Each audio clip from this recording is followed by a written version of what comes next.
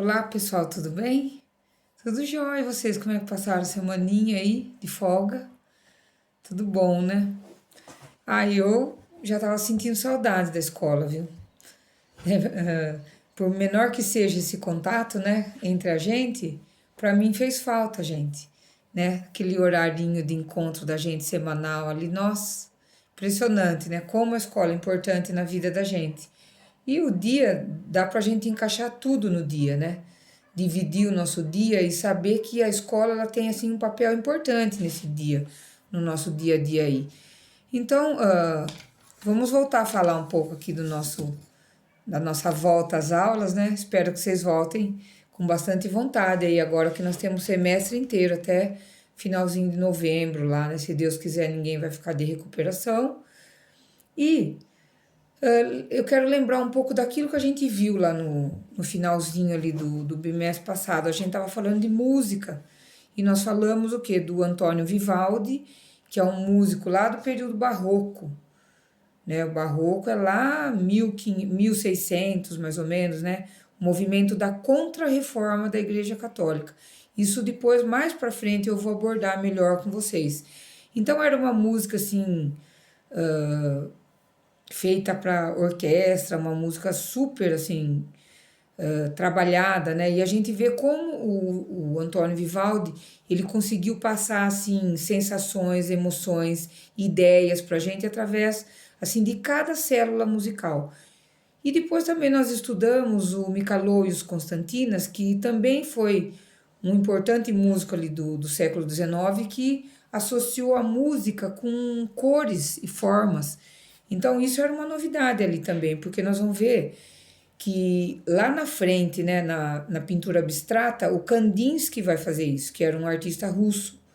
Mas vai demorar ainda, quer dizer, o Michalowicz Constantinas, ele foi precursor, então, dessa ideia de que a música também sugere formas e a gente pode associar com cores, etc., com épocas do ano, enfim, né? Dá essa margem para a gente a música. Você pode ouvir e deixar a sua imaginação, né, viajar, né, e conseguir outras percepções, além daquela que está assim ali objetiva para a gente. A gente consegue atingir coisas no campo do subjetivo, quer dizer, aquilo que não está claro para os olhos da gente.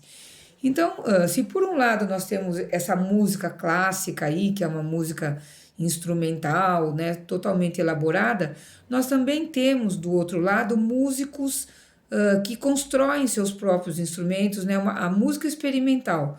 Então, que tipo de música é essa? É uma música diferente. E hoje, nos dias de hoje é muito comum você se deparar com músicos, né, que preparam os instrumentos, né, querem fazer coisa nova, aquilo que nunca foi feita. Então, aqui na apostila de vocês, na prancha 21, ele fala de esculturas sonoras de um artista chamado Harry Part.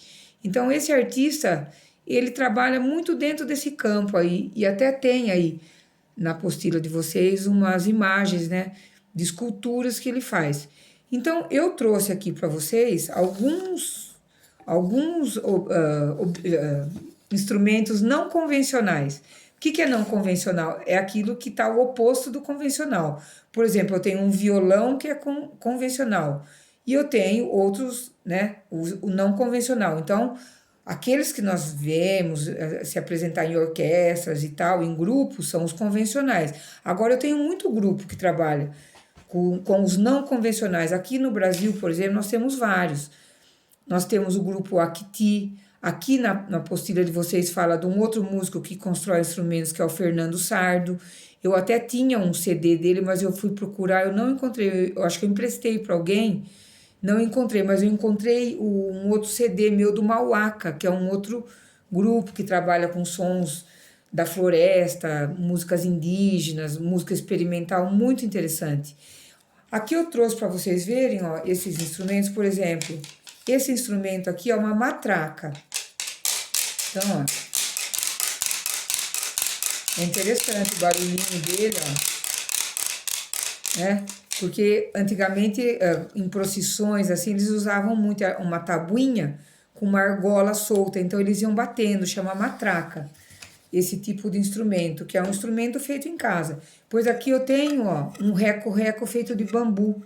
Estão vendo? Ele tem uma fenda aqui, ó, que é para melhorar o som.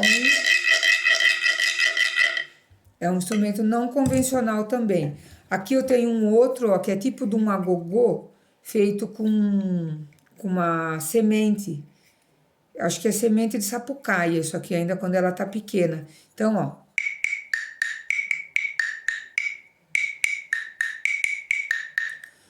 Não convencional, né? Feito com sementes. Aí aqui eu tenho um outro também, ó. Esse aqui chama tambor de língua, que também é um bambu, tá vendo? Cortado aqui, ó. Então ele dá esse sonzinho, ó. Esse lado aqui eu acho que ele rachou, que ele tá com som estranho. Mas estão vendo que bonitinho, ó? Tambor de língua. E aqui eu tenho um chocalho, também feito com bambu, ó. E dentro tem sementes, né? Uma semente leve. Eu até tinha mais aqui, mas no momento, foi os que eu encontrei aqui, né? A gente tem, por exemplo, o berimbau, é um instrumento não convencional e é complexo, né? Tanto quanto um piano, o berimbau, para quem ainda não ouviu falar nisso, né? Um instrumento brasileiro. Depois eu tenho aquele pau de chuva, que é um instrumento indígena que você vira. Não sei se você já viram, você vira ele, é fácil construir também, né? Mas tem que ter todo o material ali na mão, né? Ele tá cheio de semente dentro e eles enfiam espinhos naquele bambu e conforme você vira, a semente vai caindo e vai batendo nesses espinhos que estão colocados aí e ele vai fazendo um barulho que lembra o barulho da chuva. E eu fiz aqui para vocês também, né? Porque aqui na prancha pede para vocês selecionarem aí, que eu quero pedir, inclusive, isso para vocês, né? Selecionarem o que aí? Conchinha, plaquinha de metal, semente, cabaça e coisas, argolinha, por exemplo, arruela de metal parafuso, que dê para vocês amarrarem o barbante e vocês podem até amarrar num tronco de árvore, como ele tá pedindo aqui. E eu fiz uma escultura aqui, ó, com umas coisas aradas que eu tinha, estão vendo? Eu fiz uma escultura sonora. Mas não é para balançar, eu tenho um prego aqui, deixa eu ver onde que tá meu prego agora, não vou, aqui, ó.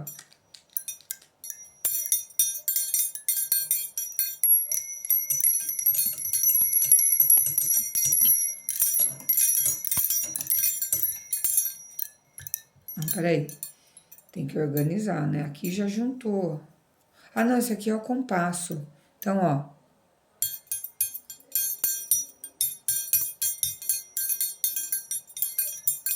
Som da fivela, som do prego, ó.